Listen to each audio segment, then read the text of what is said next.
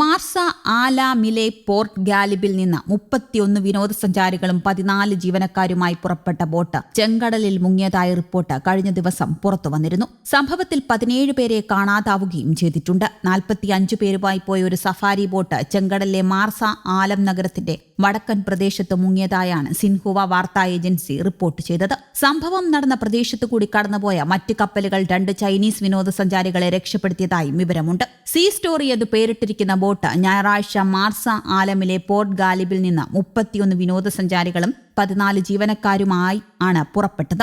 വെള്ളിയാഴ്ച ഹുർഗത മറീനയിൽ എത്തേണ്ടതായിരുന്നു ഈ ബോട്ട്. ചെങ്കടൽ പ്രവിശ്യയുടെ നിയന്ത്രണ കേന്ദ്രത്തിന് ഒരു ക്രൂ അംഗത്തിൽ നിന്ന് പ്രാദേശിക സമയം ഏകദേശം 5:30 അപകട സിഗ്നൽ ലഭിച്ചിരുന്നതായും പറയുന്നുണ്ട്. അതിനിടയിലാണ് പശ്ചിമേഷ്യ സംഘർഷങ്ങളുടെ പശ്ചാത്തലത്തിൽ ബോട്ട് ആക്രമിക്കപ്പെട്ടതാണോ എന്ന സംശയവും ഉയരുന്നത്.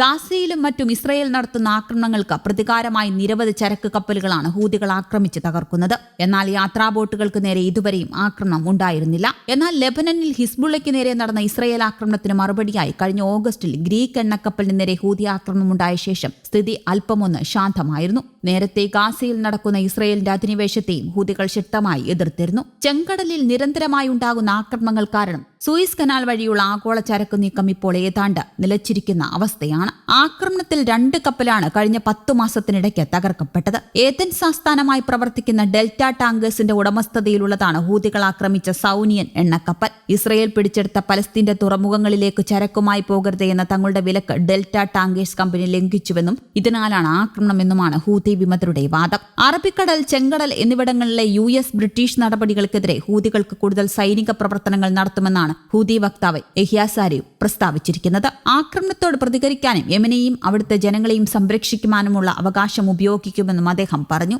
ഗാസയിലെ ഉപരോധം പിൻവലിക്കുകയും പലസ്തീൻ ജനതയ്ക്കെതിരായ ആക്രമണം അവസാനിപ്പിക്കുകയും ചെയ്യുന്നതുവരെ ഈ പ്രവർത്തനങ്ങൾ തുടരുമെന്നും അദ്ദേഹം നേരത്തെ വ്യക്തമാക്കിയിരുന്നു. അമേരിക്കയുടെയും ബ്രിട്ടന്റെയും ആക്രമണങ്ങളെ അവഗണിച്ചുകൊണ്ടാണ് ഹൂതികൾ കപ്പലുകൾക്ക് നേരെ മിസൈലുകൾ തൊടുത്തുവിട്ടത്. ഏകദേശം 80ഓളം കപ്പലുകളാണ് ഇതുവരെ ആക്രമിച്ചത്. അതിനിടെ മാർസ ആലമിലെ പോർട്ട് ഗാലിബിൽ നിന്ന് 31 വിനോദസഞ്ചാരികളുമായി പുറപ്പെട്ട ആഡംബര ബോട്ടിൽ നിന്ന് കാണാതായ 4 സഞ്ചാരികളുടെ മൃതദേഹങ്ങളും കണ്ടെടുത്തിരുന്നു. കപ്പലിൽ കുടുങ്ങിയ 5 പേരെ രക്ഷപ്പെടുത്തിയതായി ദ ഗാർഡിയനും റിപ്പോർട്ട് ചെയ്തു. ഈജിപ്ഷ്യൻ നാവികസേനയാണ് ചെങ്കടലിലെ രക്ഷാപ്രവർത്തനത്തിന് നേതൃത്വം നൽകിയത്. സീ സ്റ്റോറി എന്ന് പേരിട്ടിരിക്കുന്ന ബോട്ട് ഞായറാഴ്ചയാണ് കാണാതാകുന്നത്. സീ സ്റ്റോറി എന്ന് പേരിട്ടിരിക്കുന്ന നൗക തിങ്കളാഴ്ച ഉയർന്ന തിരമാലകളിൽപ്പെട്ട് 7 മിനിറ്റിനുള്ളിൽ മുങ്ങുകയായിരുന്നുവെന്ന് ചെങ്കടൽ ഗവർണർ ആംർ ഹനാഫി പറഞ്ഞു. 28 പേരെ അപകട സമയത്ത് തന്നെ രക്ഷപ്പെടുത്തിയതായും ഈജിപ്ഷ്യൻ ചൈനീസ് അധികൃതർ അറിയിച്ചിരുന്നു. സംഭവം നടന്ന പ്രദേശത്ത് കൂടി കടന്നുപോയ മറ്റ് കപ്പലുകൾ 2 ചൈനീസ് വിനോദസഞ്ചാരികളെ രക്ഷപ്പെടുത്തിയിരുന്നു. മരണപ്പെട്ടവർ ഏത് രാജ്യക്കാരാണെന്ന വിവരങ്ങളൊന്നും ഇതുവരെ പുറത്തുവിട്ടിട്ടില്ല. കാണാതായവരിൽ ഈജിപ്തുകാരും വിദേശികളും ഉൾപ്പെട്ടിട്ടുണ്ടെന്ന് അധികൃതർ നേരത്തെ പറഞ്ഞിരുന്നു. ബ്രിട്ടീഷ് സർക്കാർ ആ റിപ്പോർട്ട് സ്ഥിരീകരിച്ചിട്ടില്ല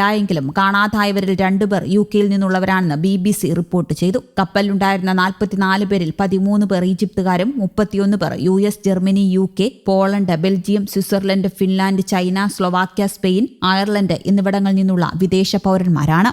ന്യൂസ് ഡെസ്ക് കേരള കൗമുദി.